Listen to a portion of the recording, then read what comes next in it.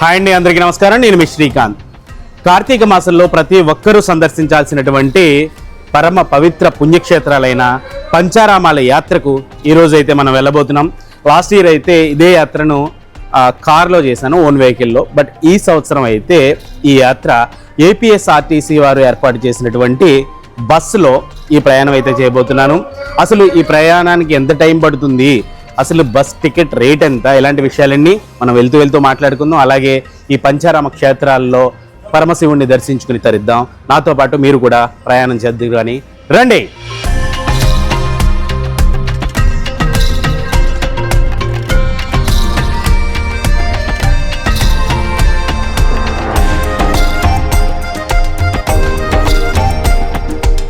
ఆంధ్రప్రదేశ్లో ఉన్న ప్రసిద్ధమైన శైవ క్షేత్రాలనే పంచారామాలు అని పిలుస్తారు.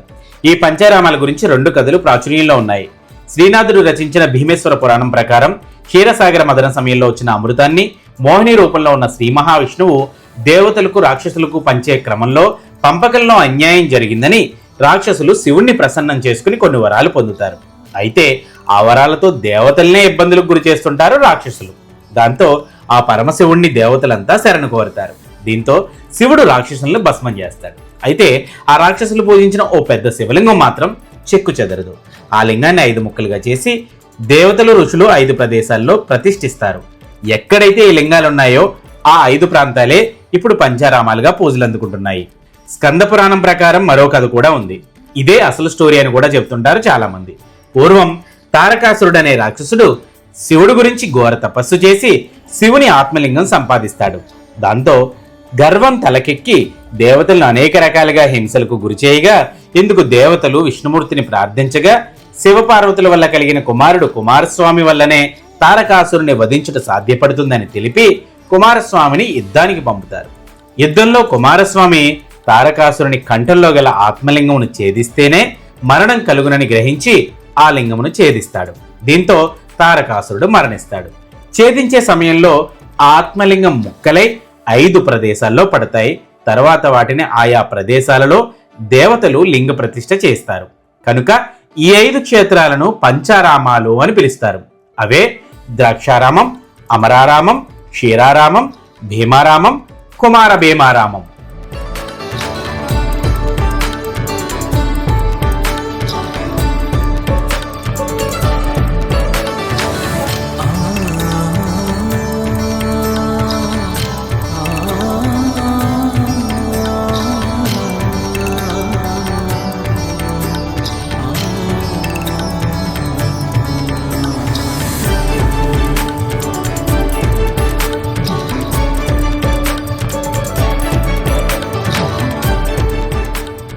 అమరావతిలో ఉన్నటువంటి అమరేశ్వర స్వామిని అయితే దర్శించుకోవడం జరిగింది. ఈ అమరేశ్వర స్వామిని దేవతల రాజు అయినటువంటి ఇంద్రుడు ప్రతిష్ఠించినట్టుగా ఇక్కడ పురాణాలు అయితే చెప్తున్నాయన్నమాట.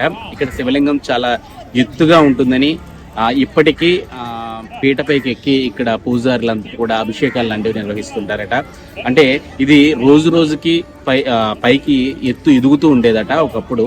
అయితే దాన్ని అలా ఎదగకుండా ఉండేందుకు ఒక మేకు కొట్టారని, అక్కడ ఒక రక్తపు మరక కూడా ఉంటుందని, నేటికి ఆ మరక కనిపిస్తుందని చెప్పి ఇక్కడ పండితులు అయితే చెప్తూ ఉంటారనమాట. ఇక్కడ చాలా ఉపాలయాలు కూడా ఉన్నాయి. అంటే చాముండేశ్వరి దేవి కావచ్చు, లేకపోతే శ్రీకృష్ణుడు కావచ్చు, ఇట్లా ఉపాలయాలు అయితే చాలా ఉపాలయాలు ఉన్నాయి.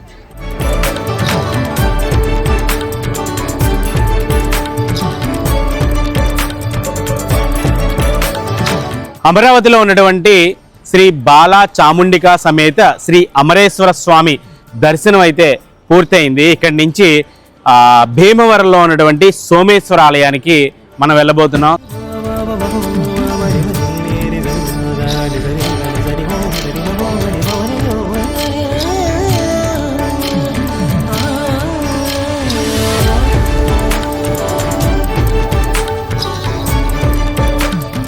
ఒక రోజులో ఈ పంచారామాల యాత్ర విజయవాడ బస్ స్టాండ్లో ఉదయం 4-4:30 మధ్యలో ప్రారంభమైంది. అయితే అక్కడి నుంచి అమరావతి చేరుకునేటప్పటికీ దాదాపు 5:30 ఆ సమయం అయిందనమాట.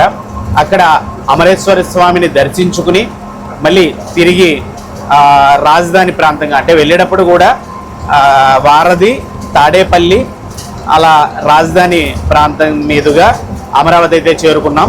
అంటే సొంత వెహికల్లో వెళ్ళే వాళ్ళు కొంచెం జాగ్రత్తగా ఉండండి, ఎందుకంటే రోడ్స్ కొంచెం అటు సైడ్ అయితే రోడ్డు కొంచెం అంటే అమరావతి పనులు జరుగుతున్న నేపథ్యంలో కొంచెం రోడ్లు అయితే వేస్తున్నట్టున్నారు. రోడ్లు అయితే బాగాలేదు, ప్రస్తుతానికి అయితే బాగాలేదు. సో ఈ కార్తీక మాసంలో కూడా ఆ రోడ్లు ఎక్స్పెక్ట్ చేయడం కూడా కరెక్ట్ కాదు. మరి రోడ్లు బాగాలేదు కాబట్టి కొంచెం మనమే జాగ్రత్తగా వెళ్తే బెటర్. మళ్ళీ తిరిగి వచ్చేటప్పుడు కూడా ఇంచుమించు రాజధాని ప్రాంతం మీదుగానే మళ్ళీ తిరిగి వచ్చి వారధి మీదుగా మళ్ళీ విజయవాడకి చేరుకుని విజయవాడ బెంచ్ సర్కిల్ నుంచి మచిలీపట్నం వైపుగా మా ప్రయాణం అయితే సాగుతుందన్నమాట. ఇక్కడి నుంచి అంటే అమరావతి తర్వాత అమరేశ్వర స్వామిని దర్శించుకున్న తర్వాత భీమవరంలో ఉన్నటువంటి అక్కడ పంచారామానికి అయితే బయలుదేరుతున్నాం అన్నమాట. దాదాపు అది 180 కిలోమీటర్ల దూరం అయితే ఉంది. 3:30 నుంచి 4 గంటల సమయం కూడా చూపిస్తుంది. అంటే ఇంతకుముందు అయితే నేను 3 గంటలు 3:30 గంటలు అని అనుకున్నాను, కానీ బట్ 3:30 నుంచి 4 గంటల సమయం చూపిస్తుంది. అక్కడికి చేరుకోవచ్చు అనమాట. ఇకపోతే ఈ ఆర్టీసీ సర్వీస్ గురించి తెలియాలంటే ఒక్క రోజులో ఈ పంచారామాల యాత్ర అనేది కంప్లీట్ చేసేటట్టుగా వీళ్ళ రూట్ మ్యాప్ అయితే డిజైన్ చేశారు. మేము ఈ ఆర్టీసీ బస్ అంటే సూపర్ లగ్జరీ బస్ అనమాట. ఇది విజయవాడ డిపోకు చెందిన బస్సు. ఇది వీళ్ళు ఏంటి అంటే కార్తీక మాసంలో ఒకే రోజు పంచారామాల దర్శన భాగ్యం, పరమశివుణ్ణి దర్శించండి, అష్టైశ్వర్యములు ఆయురారోగ్యాలు పొందండి అంటూ వీళ్ళు ఈ యాత్రను అయితే మన భక్తుల కోసం రూపొందించడం జరిగింది. ఈ యాత్రలో భాగంగా అమరావతిలో ఉన్నటువంటి అమరారామం, భీమవరంలో ఉన్నటువంటి సోమారామం, పాలకొల్లులో ఉన్నటువంటి క్షీరారామం, ద్రాక్షారామంలో ఉన్నటువంటి దక్షారామం, సామర్లకోటలో ఉన్నటువంటి కుమార భీమేశ్వర రామం దగ్గరికి వీళ్ళైతే ఒక రోజులో తీసుకువెళ్తుంటారు. చెప్పాను కదా, యాత్ర 4 గంటలకైతే స్టార్ట్ అవుతుంది.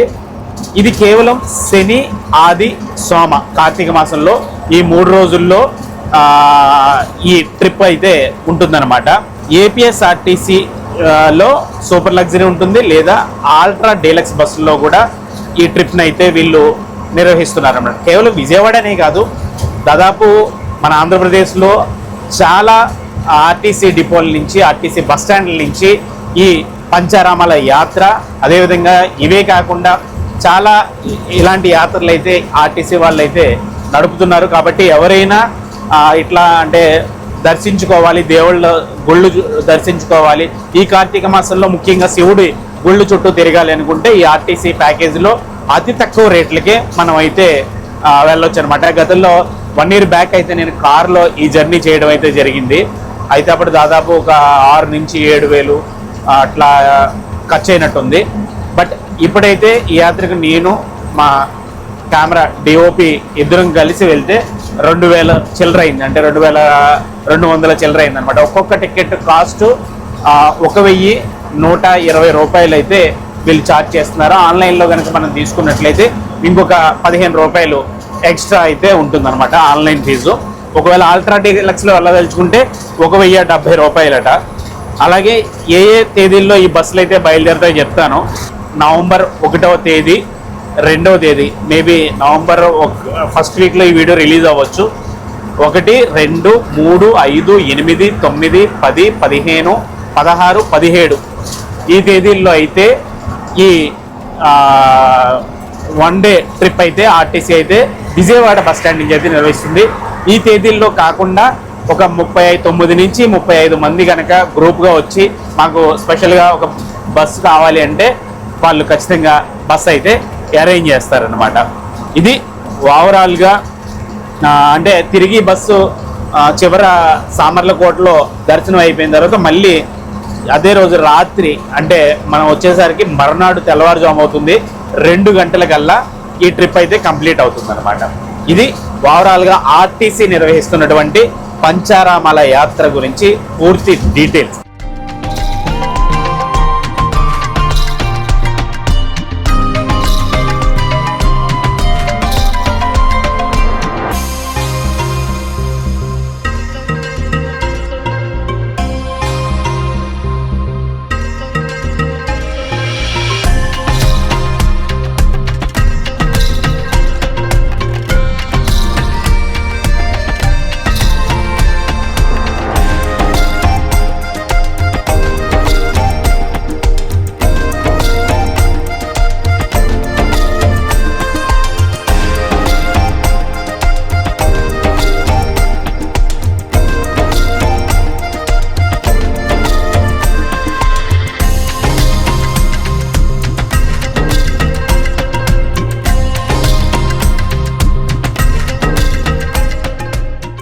పంచారామాల్లో ఒకటైనటువంటి సోమారామం.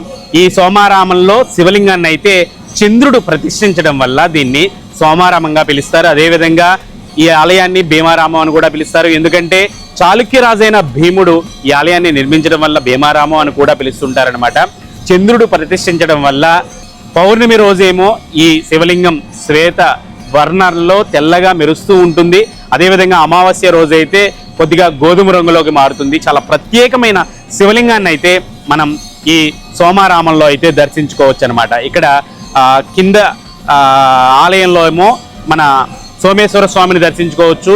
పైన అన్నపూర్ణాదేవి ఉంటారు, కింద అయితే పార్వతీదేవి పక్కనే, అంటే శివుడి పక్కనే పార్వతీదేవిని కూడా దర్శించుకోవచ్చు అనమాట. ఇక్కడ ప్రతినిత్యం అన్నదానం కూడా జరుగుతుంది. అలాగే ఇక్కడ వసతి సౌకర్యాలు కూడా ఇక్కడ దేవస్థానానికి సంబంధించి ఉంటాయి, కానీ చాలా లిమిటెడ్గానే ఉంటాయట. భీమవరం పట్టణానికి దగ్గరలోనే ఉంటుంది కాబట్టి వసతి సౌకర్యాలకి అయితే ఎలాంటి ఇబ్బంది లేదనే ఇక్కడ వాళ్ళైతే చెప్తున్నారన్నమాట. ఇక్కడ దర్శనం అయితే పూర్తయింది కాబట్టి ఇక్కడ నుంచి పాలకల్లులో ఉన్నటువంటి క్షీరారామానికి వెళ్ళి అక్కడ శివుణ్ణి దర్శించుకుందాం రండి.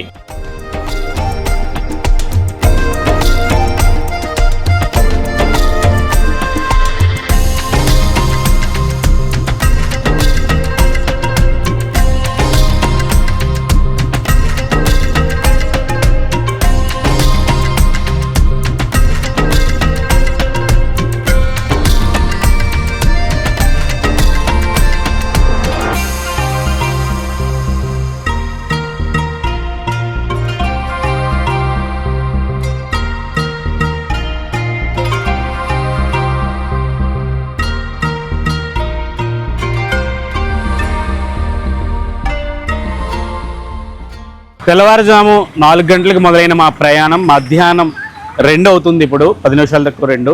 ప్రస్తుతానికైతే పాలకొల్లు చేరుకున్నాం. 3వ పంచారామ క్షేత్రానికైతే ప్రస్తుతం అయితే రావడం జరిగిందనమాట. కాకపోతే కొంచెం ఎండగా ఉంది ఉదయం నుంచి. ఆ ఉక్కపోతను భరిస్తూ పాలకొల్లు చేరుకునేటప్పటికి మాత్రం చక్కగా వర్షం పడి చల్లటి వెల్కమ్ అయితే పాలకొల్లు చెప్పిందనమాట. ఇక్కడ క్షీర రామలింగేశ్వర స్వామి ఉంటారు, ఆయన దర్శించుకుందాం. ఆయన దర్శించుకుని మన ప్రయాణాన్ని అయితే ముందుకు సాగిద్దాం. ఈ క్షీర రామలింగేశ్వర స్వామి ఆలయంలో ఉచిత దర్శనం ఉంటుంది, అలాగే 50 రూపాయల దర్శనం కూడా ఉంటుంది. ఇక్కడ నిత్యం అన్నదానం కూడా జరుగుతూ ఉంటుందంట.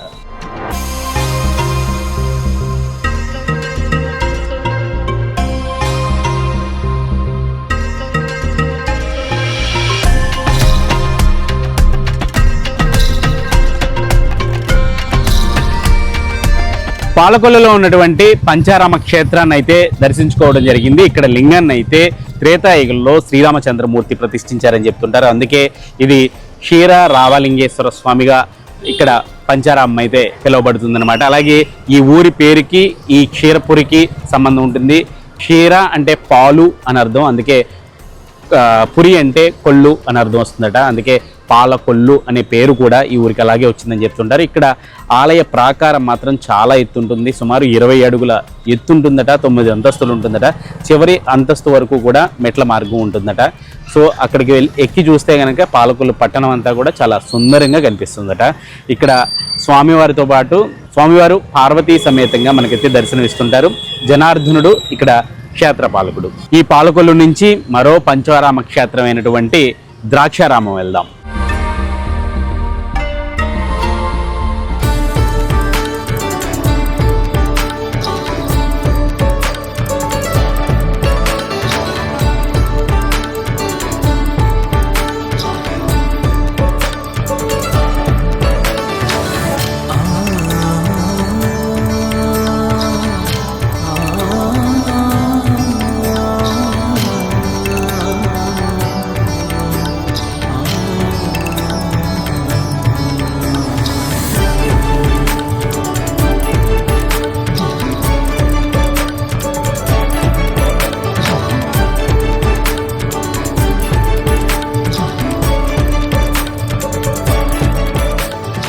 పంచారామ యాత్రల్లో భాగంగా ప్రస్తుతం అయితే నేను ద్రాక్షారామంలో ఉన్నటువంటి దక్షారామానికి అయితే చేరుకున్నాను అనమాట.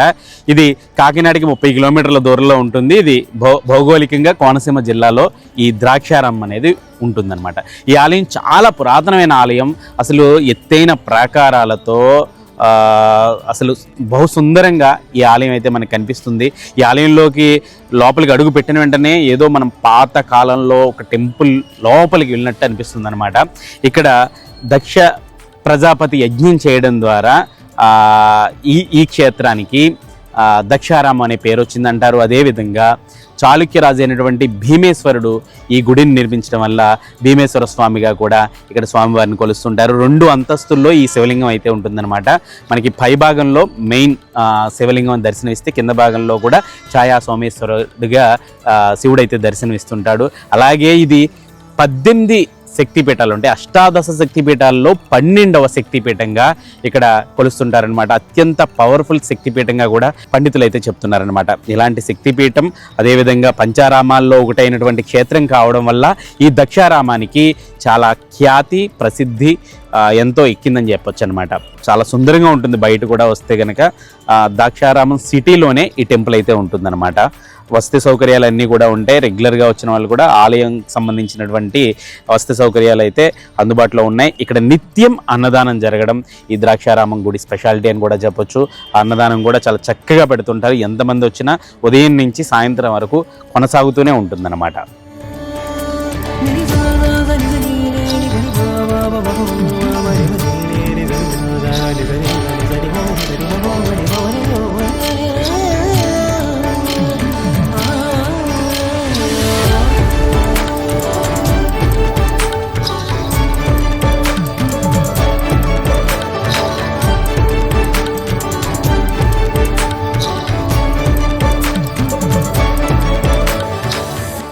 పంచారామాల యాత్రలో భాగంగా సామర్లకోటలో ఉన్న కుమారరామ భీమేశ్వర స్వామి ఆలయాన్ని దర్శించుకున్నాను. ఈ టెంపుల్ని చాళుక్యరాజు భీముడు నిర్మించడం వల్ల కుమారరామ భీమేశ్వర ఆలయంగా పేరొచ్చింది. మన పంచారామాల యాత్ర ఇక్కడితో ముగిసింది. ఆర్టీసీ బస్పై వచ్చినా లేకపోతే ఓన్ వెహికల్ మీద వచ్చినప్పటికీ విజయవాడ నుంచి వస్తే మాత్రం దాదాపు ఇదే రూట్ మ్యాప్ ఉంటుంది. తెల్లవారుజాము 4:30కి మా ప్రయాణం విజయవాడ బస్టాండ్ నుంచి స్టార్ట్ అయింది. వారధి, తాడేపల్లి, రాజధాని ప్రాంతం మీదుగా 1 గంట సేపు ప్రయాణం చేసి 5:30కు పల్నాడు జిల్లాలో ఉన్న అమరావతి చేరుకున్నాం. రోడ్లు అయితే బాలేదు. అమరావతిలో ఉన్న అమరారామం నందు అమరలింగేశ్వరుడి దర్శనం పూర్తి చేసుకుని 6:30కు స్టార్ట్ అయి తిరిగి విజయవాడ బెంజ్ సర్కిల్ నుంచి నేషనల్ హైవే 65 మీదుగా ప్రయాణించి మచిలీపట్నం బైపాస్ మీదుగా నేషనల్ హైవే 216 మీద ప్రయాణించి ఉదయం 11:30కు పశ్చిమ గోదావరి భీమవరం పక్కనున్న గునుపూడి చేరుకున్నాం. ఇక్కడ సోమారామం నందు సోమేశ్వరుడి దర్శనం పూర్తి చేసుకుని అక్కడ అన్నదానంలో మధ్యాహ్న భోజనం ముగించాం. ఇక్కడి నుంచి 12:30కు పాలకొల్లు బయలుదేరి క్షీరారామం నందు క్షీరారామలింగేశ్వర స్వామి దర్శనం చేసుకుని 2 గంటల తర్వాత అక్కడి నుంచి బయలుదేరి సిద్ధాంతం రావులపాలెం మీదుగా అంబేద్కర్ కోనసీమ జిల్లాలో ఉన్న ద్రాక్షారామం సాయంత్రం 4:30కు చేరుకున్నాం. ఇక్కడ భీమేశ్వర స్వామిని దర్శించుకోవడంతో పాటు ఈ క్షేత్రం అష్టాదశ శక్తి పీఠాల్లో ఒకటి కాబట్టి ఇక్కడ మాణిక్యాంబను దర్శించుకుని 6 గంటలకు ద్రాక్షారామం నుండి బయలుదేరి కాకినాడ మీదుగా సామర్లకోట చేరుకున్నాం. కుమారరామంలో కుమారరామ భీమేశ్వరుడిని దర్శించుకుని యాత్ర అయితే రాత్రి 9 గంటలకు ముగించాం. ఇక్కడి నుంచి మళ్ళీ విజయవాడ తెల్లవారుజాము 2 గంటలకు వెళ్తుందట. మొత్తంగా ఈ ఆర్టీసీ టూర్ గురించి చెప్పాలంటే ప్రతి ఆలయం దగ్గర దాదాపు 1 గంట నుంచి 1 గంటన్నర సమయం ఇస్తున్నారు. నాకైతే ఈ పంచారామాల యాత్ర చాలా అద్భుతంగానే అనిపించింది. మీరు నాతో పాటు ప్రయాణించి ఆ శివయ్య అనుగ్రహం పొందారనే అనుకుంటున్నాను. ఓం నమః శివాయ. Thanks for watching.